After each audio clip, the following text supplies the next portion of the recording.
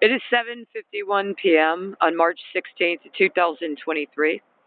We'll resume the reading of The State and Revolution by V.I. Lenin, beginning with page 26, chapter 2, The State and Revolution, the Experience of 1848 to 51, section 1. 1. The Eve of the Revolution. The first works of mature Marxism, The Poverty of Philosophy and the Communist Manifesto, appeared just on the eve of the Revolution of 1848. For this reason, in addition to presenting the general principles of Marxism, they reflect to a certain degree the concrete revolutionary situation of the time. Hence, it will be more expedient, perhaps, to examine what the authors of these works said about the state immediately before they drew conclusions from the experience of the years 1848 to 51. In The Poverty of Philosophy, Marx wrote, quote, "The working class in the course of its development will substitute for the old bourgeois society an association which will exclude classes and their antagonism. And there will be no more political power properly so called, since political power is precisely the official expression of class antagonism in bourgeois society." Page 182, German edition, 1885, end quote. It is instructive to compare this general exposition of the idea of the state disappearing after the abolition of classes with the exposition contained in the Communist Manifesto, written by Marx and Engels a few months later, to be exact, in November 1847. Quote, "In depicting the most general phases of the development of the proletariat, we trace the more or less veiled civil war raging within existing society, up to the point where that war breaks out into open revolution and where the violent overthrow of the bourgeoisie lays the foundation for the sway of the proletariat. We have seen above that the first step in the revolution by the working class is to raise the proletariat to the position of ruling class to win the battle of democracy. The proletariat will use its political supremacy to wrest by degrees all capital from the bourgeoisie, to centralize all instruments of production in the hands of the state, i.e., of the proletariat organized as the ruling class, and to increase the total of productive forces as rapidly as possible." Pages 31 and 37, 7th German edition, 1906, end quote.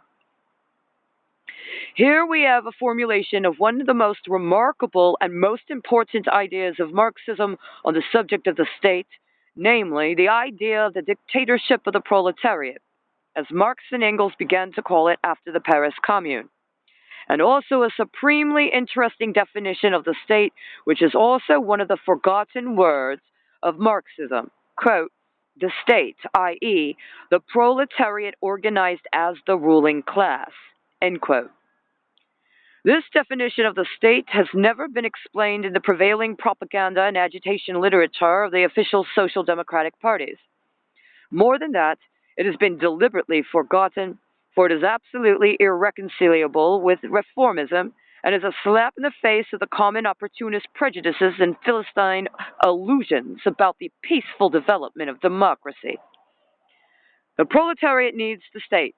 This is repeated by all the opportunist, social chauvinists and Kautskyites who assure us that this is what Marx taught. But they forget to add that in the first place, according to Marx, the proletariat only needs a state which is withering away, i.e., a state so constituted that it begins to wither away immediately and cannot but wither away. And secondly, the toilers need a state, i.e., the proletariat organized as the ruling class. The state is a special organization of force. It is an organization of violence for the suppression of some class. What class must the proletariat suppress? Naturally, only the exploiting class, i.e., the bourgeoisie. The toilers need a state only to suppress the resistance of the exploiters, and only the proletariat is in a position to direct the suppression, carry it out. The proletariat is the only class that is consistently revolutionary, the only class that can unite all the toilers and the exploited in the struggle against the bourgeoisie, in completely displacing it.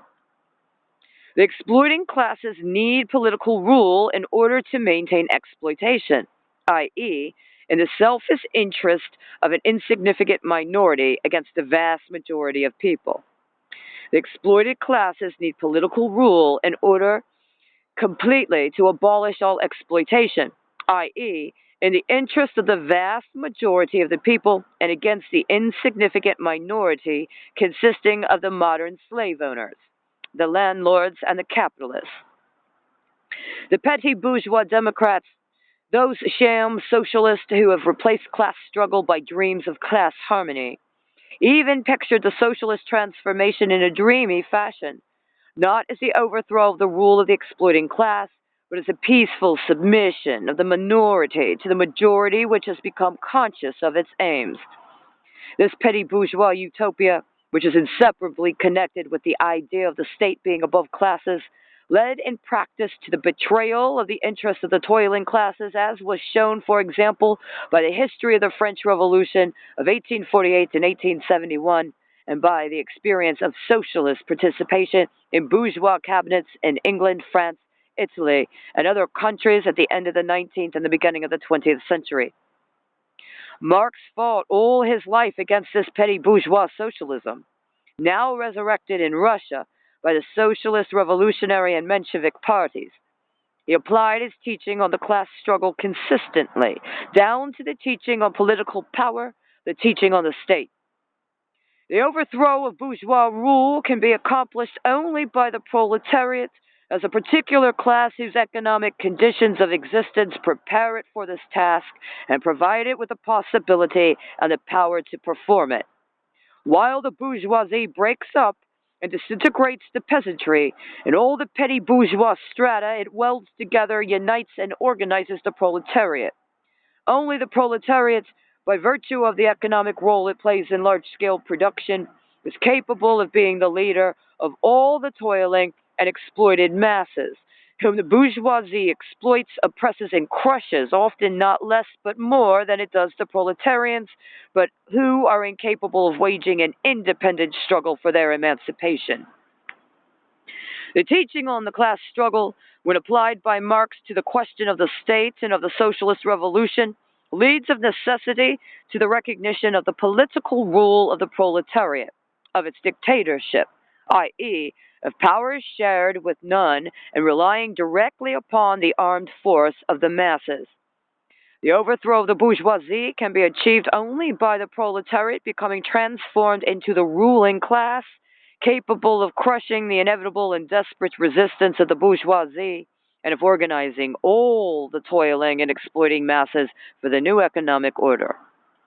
The proletariat needs state power, the centralized organization of force, the organization of violence, both to crush the resistance of the exploiters and to lead the enormous mass of the population, the peasantry, the petty bourgeoisie, the semi-proletarians, in the work of organizing socialist economy. By educating the Workers' Party, Marxism educates the vanguard of the proletariat, which is capable of assuming power and of leading the whole people to socialism, of directing and organizing the new order, of being the teacher, the guide, the leader of all the toilers and exploited in the task of building up their social life without the bourgeoisie and against the bourgeoisie. As against this, the opportunism which now holds sway trains the membership of the Workers' Party to be the representatives of the better paid workers, who lose touch with the rank and file, get along fairly well under capitalism, and sell their birthright for a mess of pottage, i.e., renounce their role of revolutionary leaders of the people against the bourgeoisie. Quote, the state, i.e., the proletariat, organizes the ruling class. End quote. This theory of Marx is inseparably bound with all he taught on the revolutionary role of the proletariat in history. The culmination of this role is the proletarian dictatorship, the political role of the proletariat. But if the proletariat needs a state as a special form of organization of violence against the bourgeoisie, the following conclusion suggests itself. Is it conceivable that such an organization can be created without first abolishing, destroying the state machine created by the bourgeoisie for itself? The Communist Manifesto leads straight to this conclusion. And it is of this conclusion that Marx speaks when summing up the experience of the Revolution of 1848 to 1851.